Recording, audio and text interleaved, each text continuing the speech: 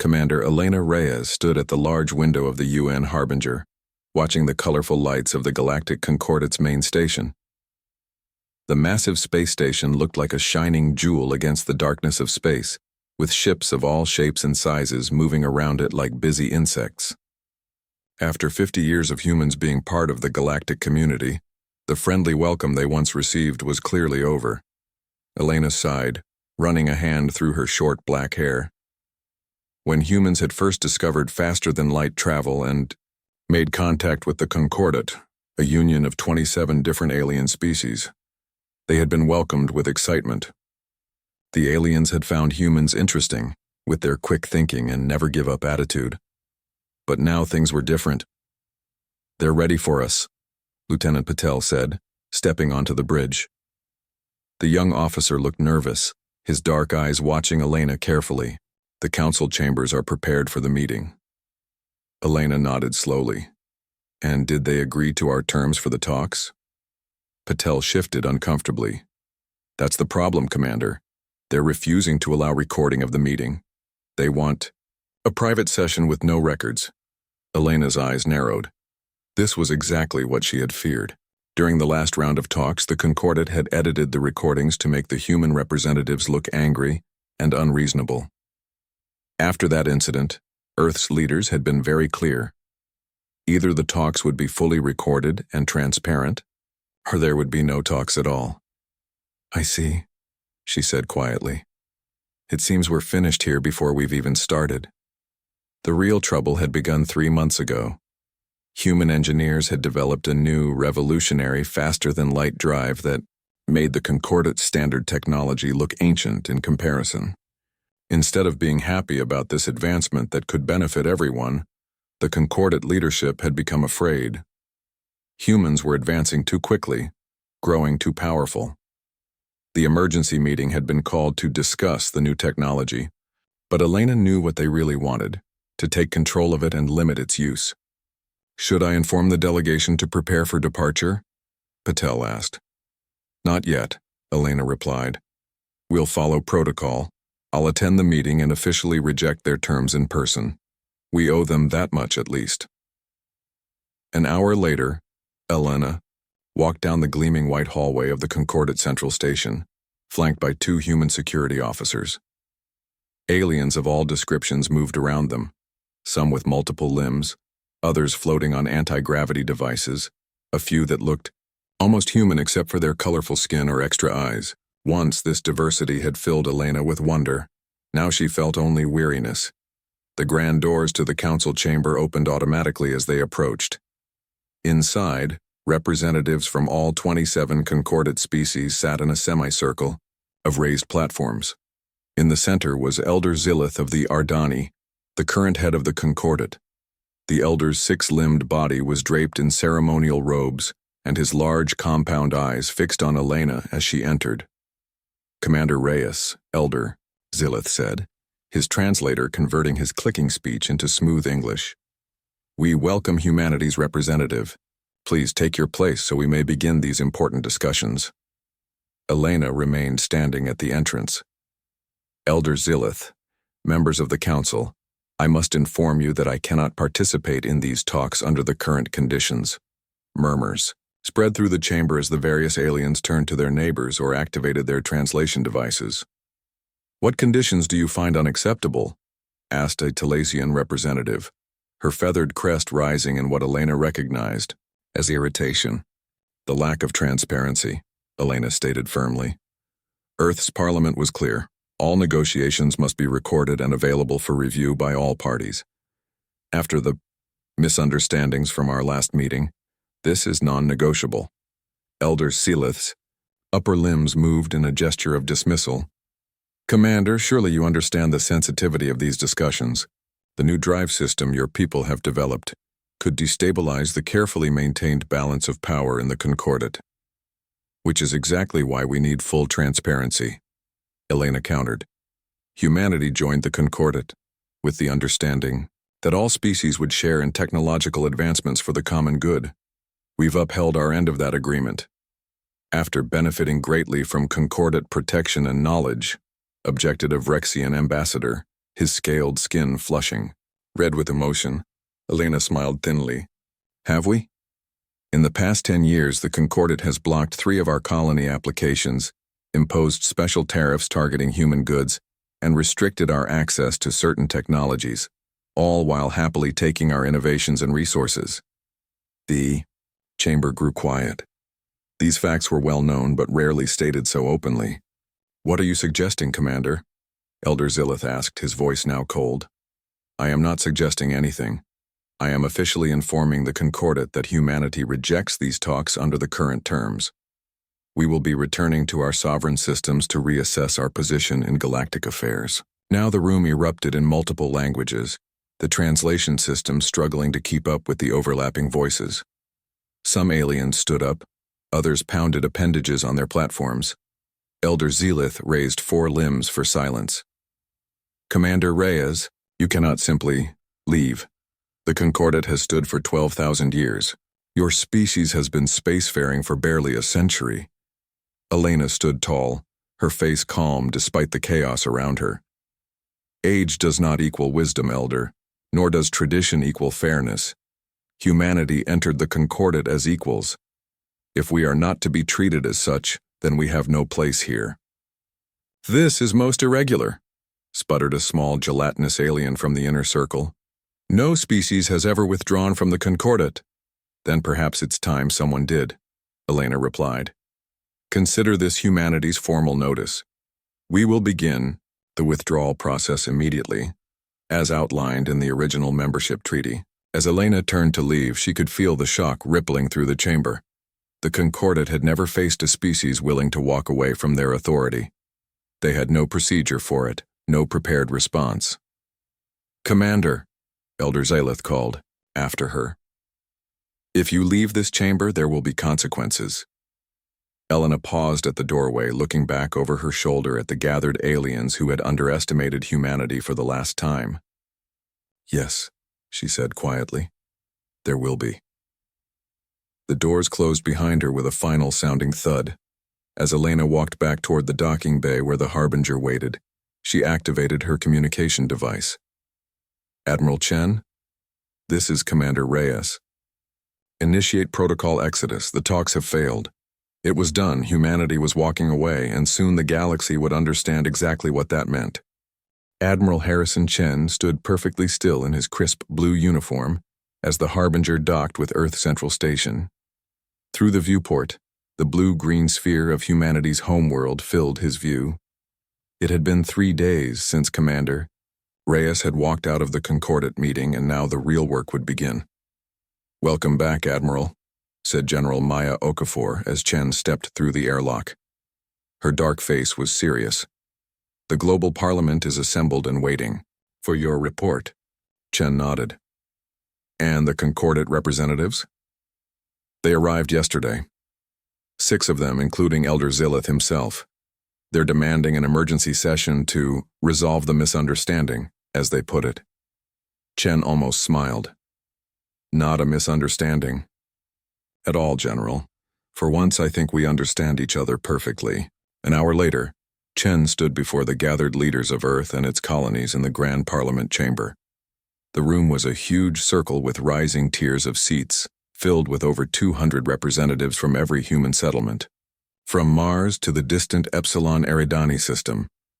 Admiral Chen, said Chairperson Annika Mbeki, her voice echoing in the chamber, please share your assessment of the situation with the Galactic Concordat. Chen stepped forward to the central platform. Chairperson, honored representatives, my assessment is simple. After 50 years of membership, it has become clear that the Concordat views humanity not as equals, but as a resource to be managed and controlled. He activated a holographic display showing a graph of increasing restrictions on human activities over the past decade. Trade barriers targeting human goods have increased by 68%. Our colony applications are being denied without valid reasons.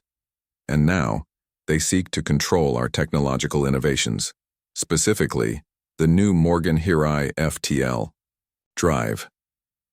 The chamber remained silent as Chen continued. Most telling is their refusal to allow transparent negotiations. They seek to control not just our technology, but the very narrative of our relationship. A representative from the Mars colony stood.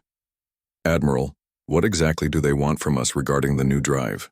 "They've demanded complete technical schematics and the right to manage its distribution throughout concordate space.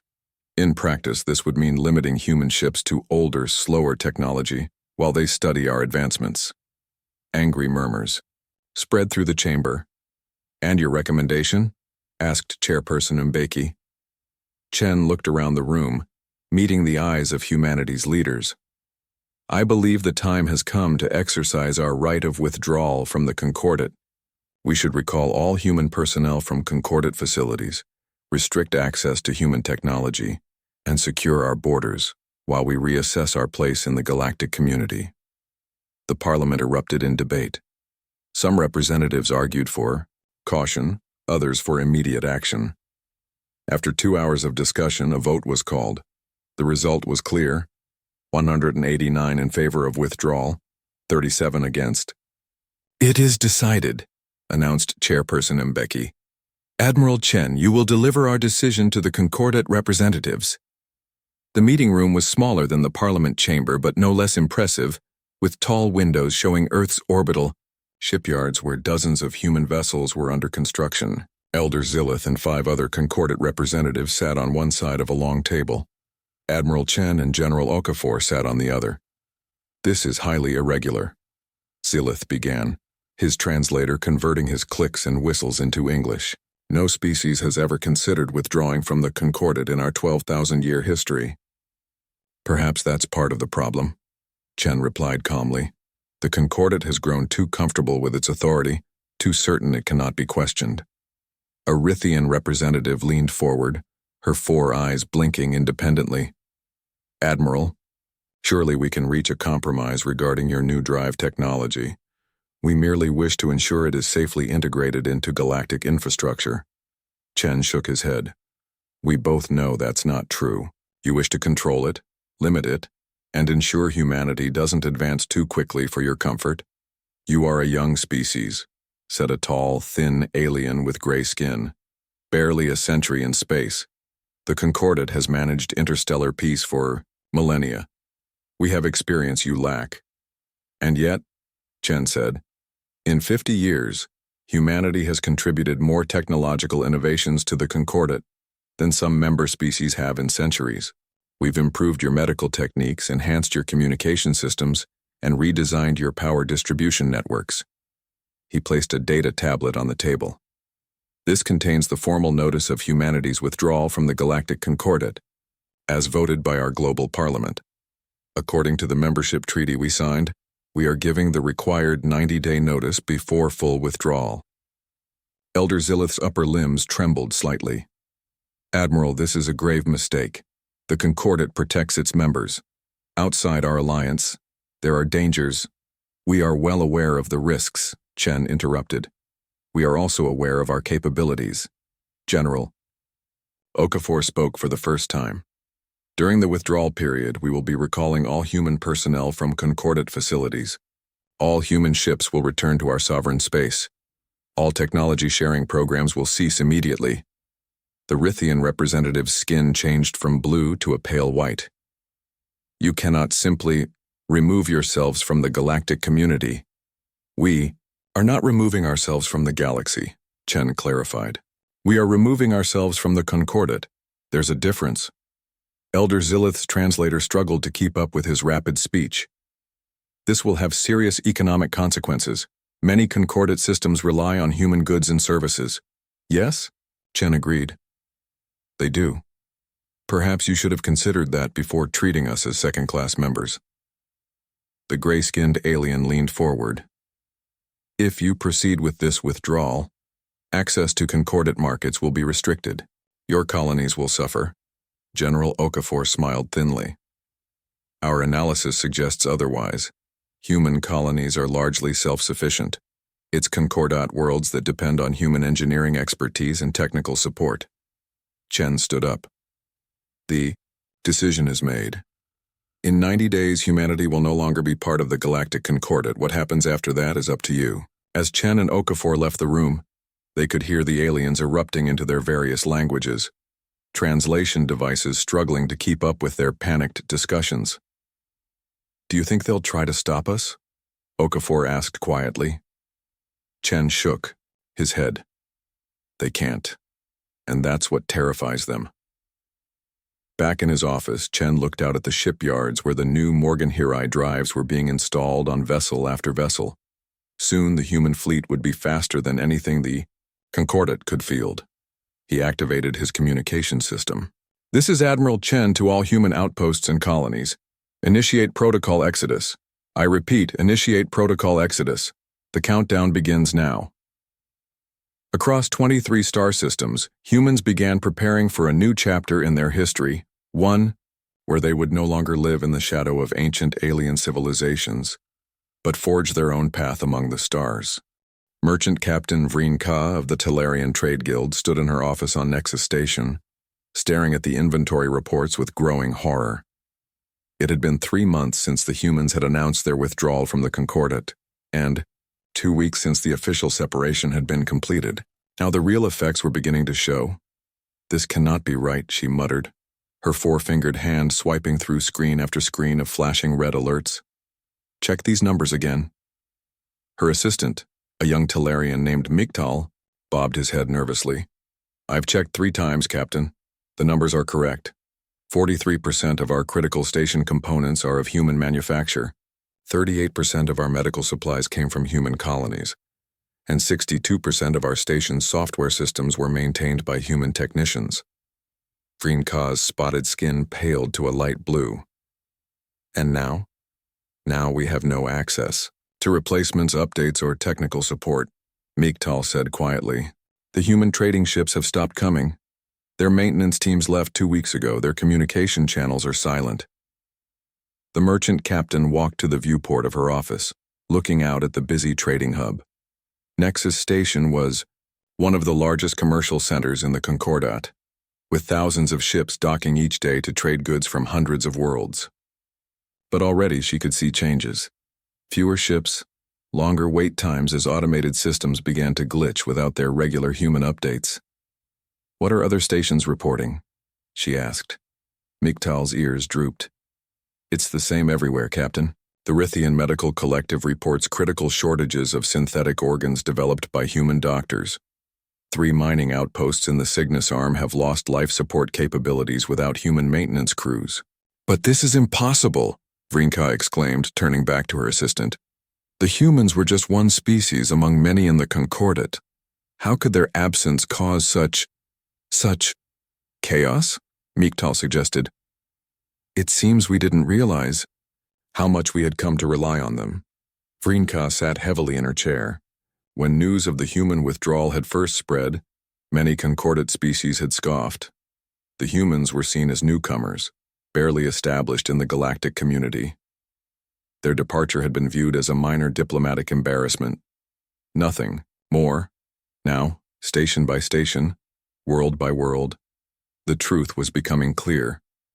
Humans had quietly become essential to countless Concordat operations. "Contact the High Council," Vreen Ka ordered. "They need to know how serious this is becoming." On the Concordat capital station, Elder Zillith faced a room of angry representatives, their voices overlapping as they shouted questions and demands. The emergency session had been called after reports flooded in from across Concordat space about failing systems and missing supplies. "Silence," Zillith commanded, using all 6 of his limbs to gesture for order. "We cannot address these concerns if you all speak at once."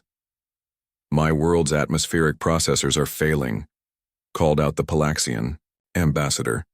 "They were designed by human engineers and now there's no one who understands how to repair them.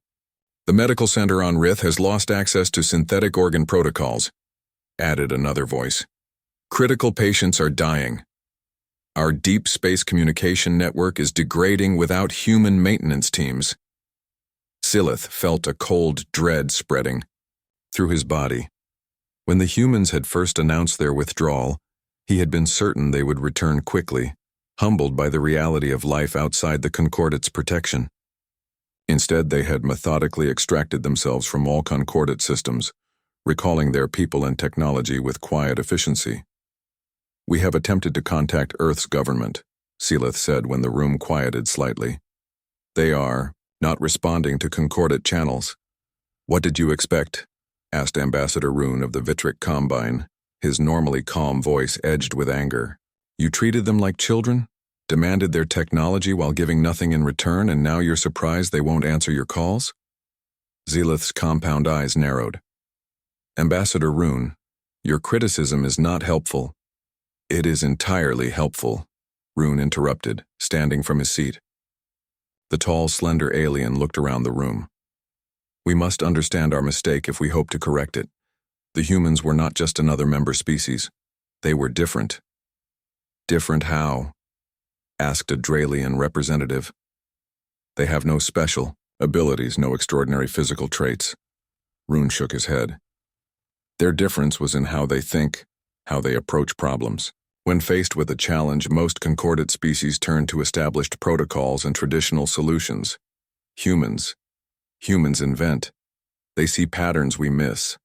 They make intuitive leaps that defy standard logic." The room grew quiet as Rune continued, "And we came to rely on that ability without even realizing it. Human engineers maintained our most complex systems because they could understand them instinctively. Human doctors developed new medical techniques because they could imagine solutions we couldn't. Human programmers created software that adapted and evolved because their minds worked differently from ours." Ambassador Selak of the Ardani raised a limb. "What are you suggesting, Rune? That the humans are superior?" "Not superior," Rune corrected. "Complementary, different in ways that filled gaps in our own capabilities. And now those gaps are exposed." Seelith felt the weight of his 12,000 years bearing down on him. The Concordat had survived wars, natural disasters, and first contact with dozens of alien species. But this quiet withdrawal of a single young race, might prove more devastating than any invasion. "We must send a delegation to Earth," he declared. "Not to demand, but to request, to acknowledge our error in judgment." A murmur ran through the chamber. The Concordat rarely admitted mistakes. "And if they refuse to meet with us?" asked Selak. "Then we must prepare for a very different future," Seelith replied grimly. In the observatory of the UN Pathfinder, Dr. Eliza Wong watched the distant lights of a Concordat station through her telescope. The human vessel hung in space just outside Concordat's sensor range, observing but not engaging. "Are they still trying to contact us?" she asked the communications officer. "Yes, Doctor. 17 attempts in the last hour alone. They're getting desperate." Wong nodded, making notes on her tablet. "And our monitoring systems?" "Tracking as expected. We're seeing systematic failures in Concordat infrastructure across all sectors. Their adaptive systems aren't adapting without human input. Their self-repairing technology isn't repairing itself." Wong looked up from her tablet, her expression thoughtful rather than triumphant. "It's remarkable. They truly didn't realize how integrated we had become in their systems." "What do you think will happen now?" the young officer asked. "That depends on whether they can admit they need us," Wong replied, "and whether we're willing to help them once they do, but on our terms this time." She turned back to her telescope, watching as the lights on the distant station flickered briefly before stabilizing. "Protocol Exodus is only the beginning. Now we wait for them to understand what our absence really means." Across Concordat space, that understanding was dawning, like a cold sun. They had not lost a member species, but a keystone, and the entire structure was beginning to crumble. 6 months after humanity's withdrawal from the Galactic Concordat, what had begun as isolated system failures had grown into a full-scale crisis. Across Concordat space, the careful balance of interstellar civilization was coming apart. Captain Zara Patel of the UN Observer stood on the bridge of her small, fast ship, watching through the view screen as the Palaxian warp corridor collapsed in a spectacular burst of energy. The corridor, a carefully maintained shortcut through space that had connected 2 major Concordat trade hubs for centuries, simply ceased to exist in a flash of blue-white light. "Record everything," she ordered her crew. "Earth Command will want a complete analysis." Lieutenant Davis nodded from his station. Already capturing all sensor data, Captain. This is the third warp corridor collapse this week. Patel frowned. The Palaxian corridors were ancient technology, created and maintained by one of the oldest concordate species. For centuries, they had been considered perfectly stable and nearly indestructible. Yet now, they were failing one after another. What's causing it? She asked. Science Officer Chen looked up from her console. Based on the data we've collected, it appears the corridor maintenance teams can't properly calculate the energy balance equations without human mathematicians. The Palaxians understand how to operate the system, but they've relied on human intuition to spot pattern anomalies for the past 40 years. Patel shook her head. When humanity had discovered faster-than-light travel and joined the Concordate, they had been eager to learn from the older species. But what no one had expected was how quickly humans would master and then improve upon those ancient technologies. Set course for the next observation point, she ordered. We need to document as many of these failures as possible.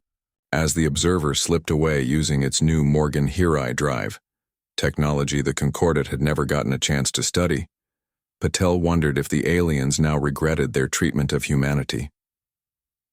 Elder Zelith entered the emergency medical center on Central Station with 3 of his aides. The large room, usually a model of efficiency, had descended into chaos. Medical staff from a dozen species rushed between beds, their voices raised in various languages as translation devices struggled to keep up. What is the status? Zelith asked the head physician, a Rithian named Dr. Cole. Dr. Cole's 4 eyes blinked in sequence, a sign of extreme stress. Critical, Elder. The synthetic proteins that humans pioneered for cross-species treatment are becoming impossible to replicate without their scientists. The proteins have a chaotic folding pattern that human researchers somehow intuitively understood. Our best minds cannot reproduce their results. Zelith moved between the beds, seeing patients of various species hooked up to machines that beeped warnings and flashed alert messages. How many are affected? Across Concordate space? Millions, Dr. Cole replied grimly. The human medical techniques revolutionized treatment for dozens of species over the past 30 years. Now we're trying to fall back on traditional methods, but many of our younger doctors were only trained in the human approaches. An alarm sounded from a nearby bed, where a young Ardani lay unconscious, their skin a sickly pale color. What is wrong with this one? Zelith asked. Cellular degradation, Dr. Cole explained as a team rushed to stabilize the patient. Before the humans left, we would have used their synthetic repair enzymes. Now, the doctor's voice trailed off. Zelith felt a cold weight in his chest. Each day brought new reports of systems failing, technologies breaking down, and now lives being lost. All because one species, one supposedly minor member of the Great Concordate, had simply walked away. Has there been any response to our communication attempts? Dr. Cole asked hopefully. Zelith shook his head. Human space remains silent to our hails. Our scouts report their border patrol ships simply turn back any Concordate vessels that approach. They are not hostile, merely firm. And their own systems? Are they experiencing similar failures? No, Zelith admitted. Our long-range observations suggest human worlds are functioning normally. In fact, they appear to be thriving. In the High Council chamber, Ambassador Rune studied the holographic display showing the status of Concordate space. Red warning indicators covered the map, highlighting failing systems and disrupted trade routes. Nearly half the Palaxian warp corridors had collapsed, severing critical supply lines. Dozens of stations reported critical shortages of parts and medical supplies that had once come from human worlds. Most alarming was the complete silence from Sol system and all human colonies. Long-range sensors showed increased activity around human worlds, with ships coming and going at a remarkable rate, but their new FTL technology allowed them to mask their movements once they left their immediate star systems. Human space had effectively become a black box to Concordate observers. It's worse than we predicted, said Ambassador Selak, joining Rune at the display. The humans have built something around Jupiter, a massive structure that wasn't there 6 months ago. Rune zoomed the display to focus on the human home system. A shipyard, perhaps? Or a defense platform? We don't know. Our best analysts can't determine its purpose. But whatever it is, they constructed it with remarkable speed. The door to the chamber opened, and Elder Zillith entered, looking tired and old. Even his ceremonial robes couldn't hide how the stress of recent months had affected him. Elder, Rune acknowledged with a respectful gesture. The medical situation? Deteriorating, Zillith replied simply. We're losing treatments and techniques faster than our scientists can develop alternatives. Salak's limbs moved in a pattern, expressing frustration. How did we not see this coming? How did we become so dependent on one species without realizing it? Because it happened gradually, Rune said. The humans didn't take over any single system or technology all at once. They simply improved things bit by bit. They fixed problems, enhanced efficiency, developed new approaches. And we gladly accepted their help without understanding what it would mean if that help disappeared. We must find a way to re-establish contact, Zillith declared. Whatever it takes. They won't respond to official concordant channels, Selak reminded him. Then we try unofficial means, Zillith said, his voice hardening with determination. Find individuals who had personal relationships with humans, former trading partners, research colleagues, anyone who might have a private way to reach them. As the ambassadors dispersed to carry out this plan, Rune remained at the holographic display, watching as another indicator turned from yellow to red, another system failing without human expertise to maintain it. We thought we were the teachers, he murmured to himself. We never realized we had become the students. Far away, in orbit around Jupiter, Admiral Chen stood in the observation dome of the massive new structure that had so puzzled concordate observers. It wasn't a shipyard or a weapon as they feared. It was something far more significant. The headquarters of the Solar Federation, humanity's new alliance, built on their own terms. Any response to our invitation? He asked his communications officer. Not from the Concordate, sir, she replied. But we've received acceptance messages from 17 independent species who wish to join the Federation talks. Chen nodded, watching as a fleet of ships from non-concordate worlds gathered in formation nearby. The civilization humanity was building wouldn't be defined by what they were walking away from, but by what they were walking toward. Let them panic a while longer, he said quietly. Some lessons can only be learned the hard way. 1 year had passed since humanity walked away from the Galactic Concordate. 1 year of silence, of watching from a distance as the once mighty alliance of 27 species struggled with failing systems and broken supply chains. 1 year of building something new. In the main communication center of the Concordate Capital Station, a junior operator named Trell was about to finish his boring night shift when every screen in the room suddenly lit up with the same message. The young Talarian blinked his large eyes in confusion as the Universal Translation Program processed the incoming data. Elder Zillith, he called out, his voice shaking with excitement and fear. We're receiving a transmission from Earth. The news spread through the station like wildfire. Within minutes, the main communication center was filled with high-ranking officials, their conversations creating a buzz of different languages as translation devices worked overtime. Elder Zillith pushed through the crowd, his 6 limbs moving quickly despite his age. Display the message, he ordered. Full translation. The main screen flickered and the message appeared in the standard concordate text format. The Solar Federation, comprising Earth and its 47 colonial systems, will be holding an open summit for interested spacefaring civilizations. The purpose is to establish a new cooperative framework based on principles of equal partnership, technological exchange, and mutual defense. The Galactic Concordate may send observers only. Coordinates and time follow. Silence fell over the room as the implications sank in.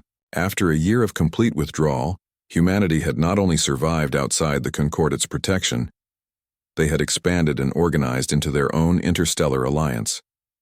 47 colonial systems, Ambassador Selak whispered in disbelief. They had 23 when they left the Concordat. They've doubled their territory in just 1 year. Elder Zalith studied the message carefully. What is this Solar Federation? And who else have they invited to this summit? The communication officer accessed additional data attached to the message. According to this, they've extended full participant status to the Draven Collective, the Curlian Silicon Groups, the Vex Swarms, the Halderit Republic, and 14 other non-concordate civilizations. Ambassador Rune's eyes widened. Those are all species we rejected for concordate membership or relegated to associate status. The Draven were deemed too primitive in their hyperspace mathematics. The silicon-based Curlians were rejected for their incompatible thought processes. The Vex nomads were considered too unstable culturally. They're building a coalition of the overlooked, Selak realized. Everyone the Concordate dismissed or undervalued. Zilith moved to the data analysis station. Show me the coordinates for this summit. A star map appeared, highlighting a point in neutral space. The display also showed energy signatures of dozens of ships already gathering at the location, vessels, of various designs representing the diverse civilizations invited as full participants. We need to send observers immediately, Zilith decided. Our best diplomatic team and scientific analysts. Elder, Rune said quietly, we should consider what this means. The humans have created their own interstellar alliance in just 1 year. They've doubled their territorial claims, and they've specifically excluded the Concordate from full participation in their summit. Zilith's compound eyes narrowed slightly. What are you suggesting, Ambassador? That we may have made a far greater mistake than we realized, Rune replied. We didn't just lose a useful member species. We created a rival power, one that knows all our weaknesses. Dr. Maya Singh adjusted her formal uniform as the shuttle approached the massive space station orbiting Jupiter. From the viewport, she could see ships of all descriptions docked at the structure, some recognizable designs from known spacefaring species, others completely alien to her experience. Nervous? Asked Admiral Chen, sitting across from her in the shuttle's comfortable cabin. Singh smiled. A little. It's not every day you help create a new galactic order. That's exactly what we're doing, Chen agreed. After today, the stars will look very different. The shuttle docked smoothly at the station, now officially named Unity Point in Earth's records. As the doors opened, Singh and Chen were greeted by a delegation unlike any the galaxy had seen before. Representatives from 17 different species, many of whom had never been allowed full standing in concordate proceedings. There was Ambassador Kral of the Draven, whose people's unique approach to mathematics had been dismissed as primitive by concordate scientists, until human. Mathematicians recognized it as an entirely different but equally valid theoretical framework. Beside him stood Collective Voice, the silicon-based representative of the Curlians, whose crystalline body reflected the station's lights in rainbow patterns. Further along waited the swarm mind of the Vex, hovering in a specialized environmental field that accommodated their unique biology. Welcome, friends, Chen greeted them. Are we ready to begin? The diverse group moved together toward the main conference chamber, a massive room designed with adjustable environmental sections to accommodate the needs of all participants. At the center was a large circular table with no head position, a deliberate choice to emphasize the equality of all members in the discussions to come. As they entered the chamber, Singh noticed a small group waiting in a designated observer area. The concordate representatives, led by a nervous-looking Ardani. Diplomat. She nodded politely to them but did not break stride as she joined the main delegation at the table. Chen called the meeting to order with a simple gesture. Representatives of free worlds, welcome to Unity Point. Today marks the beginning of the Solar Federation, not a replacement for the Concordate but an alternative. A community built on principles of equal partnership, shared advancement, and mutual respect.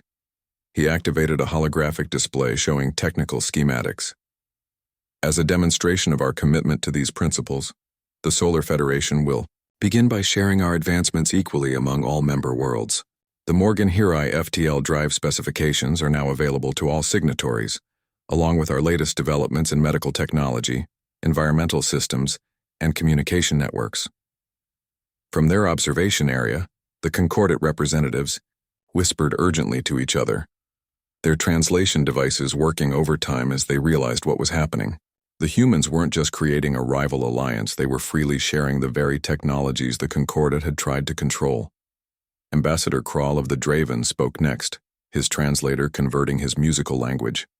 For centuries, the Concordat judged our mathematical approaches as flawed because they differed from established models. Humanity was the first to recognize that different does not mean inferior. This is why we stand with Earth today. One by one, representatives from species long overlooked by the Concordate spoke of similar experiences, of being judged, found wanting, and relegated to the margins of galactic society. And one by one, they declared their support for this new federation. From her seat, Dr. Singh watched the Concordate observers, seeing the dawning realization in their alien expressions. The humans hadn't just walked away. They had created something entirely new, something that threatened the very foundations of the Concordate's 12,000-year dominance. As the meeting progressed, Singh received a message on her tablet. 17 more non-Concordate worlds had requested permission to send representatives to the talks. 3 current Concordate members had quietly inquired about the process for joining the Federation. The galaxy was changing, and humanity, once dismissed as too young and too insignificant to matter, was leading that change. The Concordate observation team returned to their capital station after 2 weeks at the Solar Federation Summit. Their report sent shockwaves through the Ancient Alliance's leadership. 17 civilizations have already signed their charter, reported Senior Observer Letha, her voice steady despite the implications.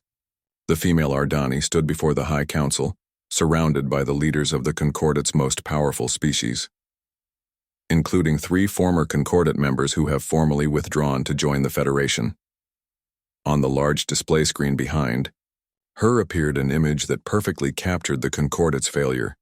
Human Ambassador Chen, standing alongside representatives from a diverse array of species, signing the founding document of the Solar Federation.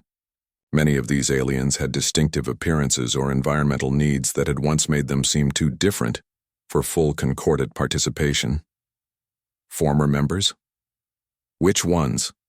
Demanded Elder Zillith, his voice sharper than usual. The Talasian Republic, the Vitric Combine, and the Palaxian Assembly, Letha replied. All have cited the same reasons for leaving, that the Federation offers equal partnership rather than the Concordate's hierarchical structure. Murmurs spread through the chamber as council members processed this information. The Palaxians were one of the oldest species in the Concordate, responsible for the warp corridors that had connected Concordate worlds for millennia. What about their technology? Asked a Rithian counselor. Are the humans truly sharing their advancements as they claim? Letha nodded. Their technology sharing is unprecedented in galactic history. The humans have distributed their FTL improvements to all Federation signatories. They've established joint research initiatives, open-source engineering protocols, and unified defense parameters. She touched her control pad, and the display changed to show technical schematics. Our science team confirms these are complete designs for the Morgan-Hirai drive system. The humans are withholding nothing from their partners. This defies all logic, said Counselor Rek of the Narvi Collective. Technology is power. Knowledge is advantage. Why would they simply give these things away? Ambassador Rune, who had been quiet until now, spoke up. Because humans understand something we never have. That true strength comes from cooperation, not control. By freely sharing their innovations, they create allies rather than dependents. They build a network of equals rather than a hierarchy of subjects. Elder Zillith leaned forward in his ceremonial seat. What are their intentions toward the Concordate? Have they made any threats or demands? That's what makes this so concerning, Elder, Letha replied. They have no stated intentions toward us at all. They're not seeking conflict or reconciliation. They've simply moved on. The council chamber fell silent as this reality settled over them. The humans weren't planning to attack or undermine the Concordate. They weren't interested in revenge. They had created something entirely new, and were focusing all their energy on building it up, rather than tearing the Concordat down. "What are they building at Unity Point?" asked Counselor Rek. Litha changed the display again, showing the massive space station orbiting Jupiter. "It's a combined research center, diplomatic hub, and cultural exchange. Scientists from all 17 member species work together there, sharing their unique perspectives. The results are impressive." The screen showed a series of breakthrough announcements: new medical treatments that worked across different biologies, environmental systems that adapted to any planetary conditions, communication technology that bridged the gap between different modes of thought. "In just 1 year," Litha continued, "the Federation has produced more cross-species innovations than the Concordat has in the past century. Their approach of equal contribution seems to produce results our hierarchical model never could." Elder Zelith's compound eyes narrowed slightly. "We must send another delegation to Earth, not to observe, but to negotiate. Perhaps we can find common ground, repair this rift." "They've already refused," Litha interrupted gently. "This arrived just before our departure." The screen displayed a simple message from the Human Diplomatic Office. "The Concordat's request for additional negotiations is respectfully declined at this time. The Solar Federation is not currently seeking expansion of relations beyond the observer status already granted. We wish the Concordat peace and prosperity in its future endeavors." "They're dismissing us," Counselor Rek said, his voice rising, in anger, "as if we were some minor power." "No," Ambassador Rune corrected. "They're treating us exactly as we treated them. The difference is that they don't need us, while we are discovering how much we needed them." On the edges of what had once been Concordat space, worlds that had long struggled under its rigid rules now looked toward the Solar Federation with hope. Every day, more ships arrived at Unity Point, carrying representatives from species seeking membership or partnership with the new alliance. In his office aboard the station, Admiral Chen reviewed the latest applications with his deputy, Commander Elena Reyes, the same officer who had walked out of the Concordat Council chamber a year ago, starting this chain of events. 5 more formal membership requests today, Reyes reported, and 3 Concordat worlds asking about the withdrawal process. Chen nodded, looking at the star map on his wall where Federation territory glowed blue, spreading steadily as new worlds joined. "Are we growing too quickly?" "The integration teams say we're managing well," Reyes replied. "Our distributed governance model scales better than the Concordat's centralized approach. Each new member strengthens the whole rather than straining it." A notification appeared on Chen's screen, another Concordat diplomatic vessel requesting permission to dock at Unity Point. It was the 3rd such request this week. "Should we allow them to visit?" Reyes asked. "They're getting persistent." Chen considered for a moment, then shook his head. "Not yet. They still don't truly understand what we're building here. They see us as a rival power, a competing empire. They're looking for weaknesses, for leverage." He closed the notification with a simple gesture. "Let them wait a while longer." Through the viewport of his office, Chen could see a Draven science vessel docking alongside a human research ship. On the promenade below, a group of Curlian crystalline beings conversed with human engineers, their translators allowing for complex technical discussions that would have been impossible under Concordat protocols. "Do you ever regret walking away from them?" Reyes asked quietly. Chen smiled. "How can I regret the best decision we ever made? Look around you, Elena. We're not just building ships or stations or trade networks. We're creating a new way for different species to exist together, as partners rather than as rulers and subjects." He gestured to the bustling station around them, where humans worked alongside a dozen alien species, each contributing their unique perspectives. "The Concordat will eventually understand," he continued. "Maybe in a decade, maybe in a century, and when they're ready to join as equals rather than superiors, we'll welcome them too." Outside, a ship bearing the new Solar Federation emblem, a stylized star surrounded by 17 different symbols representing the founding members, prepared to depart on a diplomatic mission to yet another world interested in joining the Taur Alliance. The galaxy was indeed changing. But what had begun in panic was transforming into something unexpected, a new paradigm of cooperation that promised to reshape the stars themselves. Humanity hadn't just walked away from the old order, they had taken the first steps toward building a better one. The end.